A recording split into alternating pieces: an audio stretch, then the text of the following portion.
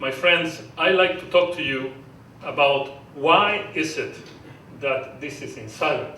It has been very interesting to see in Washington that many people say, silent, for that I don't go. I mean, if I've been quiet all my life, now I need to shout, I need to really get my voice out. So I like to really explain why silence. First, I want to start with a premise that is fundamental. Peace is not a thing. Peace is not a merchandise. Supermarket and shopping centers do not sell peace. Peace is a state of being, and therefore is a state of individual being as well as collective being. And as such, you just cannot buy it. You need to self-realize peace. So we need to find the most effective instrument to self-realize peace for the collective. And many of you here have tremendous authority to do this because you have been doing this for so many years. I go around the room and I see my friends here in the back that have devoted their entire life to really make this shift in humanity, so humanity understands that you are not going to buy peace.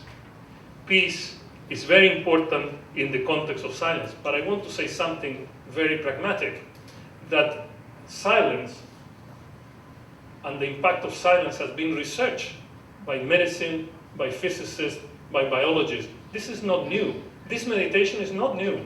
I don't want to tell you that I am the first one to do this. There are many millions and millions of people around the world who are doing it.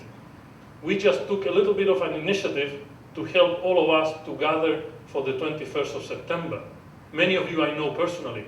You do peaceful and silent meditation every day. So this is not new. What seems to be new for many people is the collective nature of this happening. And so I like to say that many years ago we did an experiment in Washington, D.C., monitored by 5 universities, not by the meditators.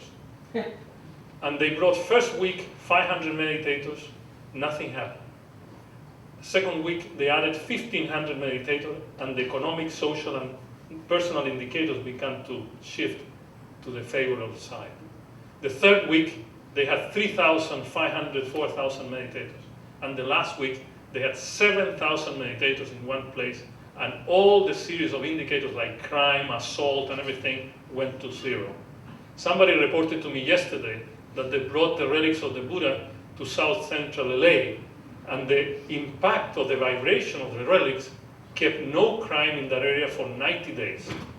So silence is not new, but we need to bring also, in addition to being on the streets with banners and fighting, to bring the power of silence.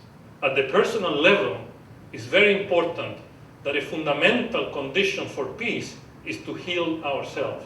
There will be no peace if we're wounded, if we cannot reconcile with ourselves or with the other. So it is fundamental to have silence as a mode of healing, as a mode of invigorating yourself, as a mode of transcending.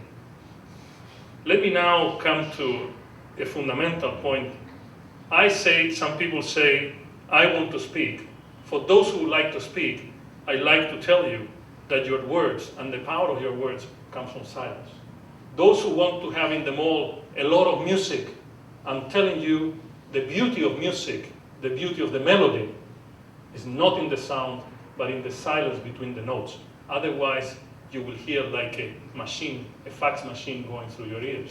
It is the power of silence that makes words real. It is the power of silence that makes music to be music.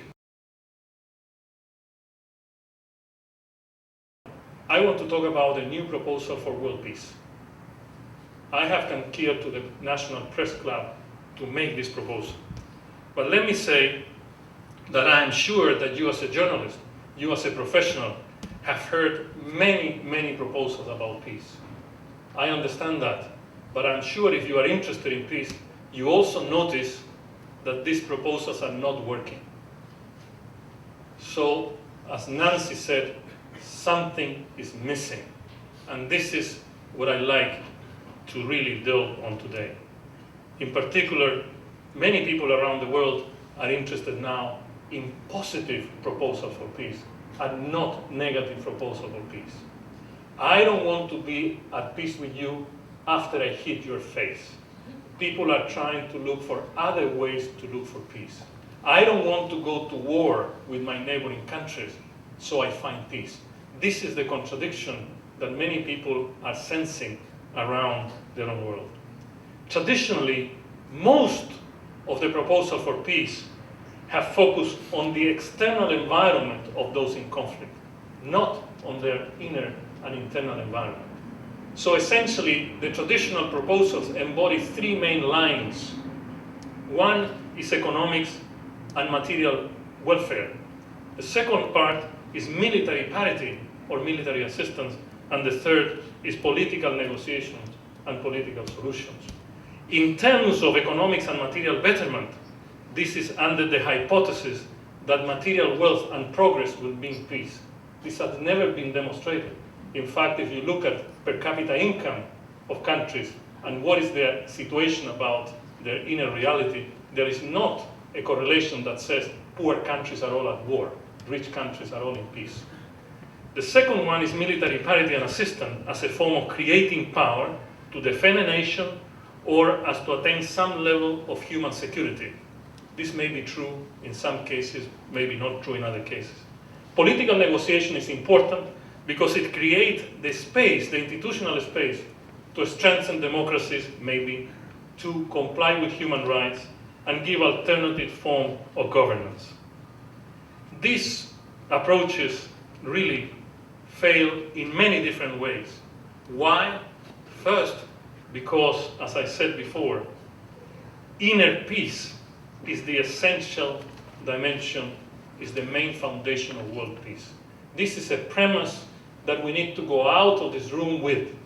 And if you don't experience it, you need to ask yourself, why don't I experience it?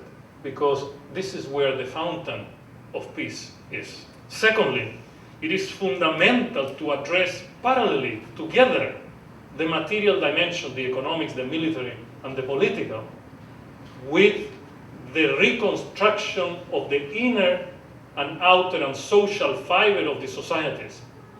I've been in the Middle East recently, and I told one of my friends in Palestine, I said, you know, even if they give you the country tomorrow, nobody's paying attention to rebuild the people who are actually depressed and have the nerve system collapse and so on. People in many of these places sleep with the television on so they cannot disconnect from noise. Their mind has so much noise that they kill it or tend to destroy it with more noise. You know? So if we do not rebuild society from within, I was told that there was a report, I don't remember exactly the source, maybe WHO, that says that 85% of children in Palestine are clinically depressed. So you can imagine, if you don't build the societies from within, all this military, all this political, all of these material things actually will not necessarily yield the result. We need to empower people from within. Third, it is essential to have not only a top-down approach to peace. I'm going to do this, and now you're at peace. You know, this doesn't work. You need also a bottom-up approach. I understand the top-down because you need government, you need governance, you need systems, but also you need the people to become part of the system. If people are not prepared to be part of the system, it's impossible that they will live in peace. We need to eliminate all forms of fears, artificial fear and real fear. Fear is a source of violence. Fear is a source of fundamentalism. Fear is a source of active negativity on people. We need to detox people from fear. And meditation, contemplative techniques are essential to help people. I'm not telling resolve it, but very effective ways to deal with fear is to deal with your inner identity, with your self-worth, with your inner capacity. Otherwise, fear is not going to go.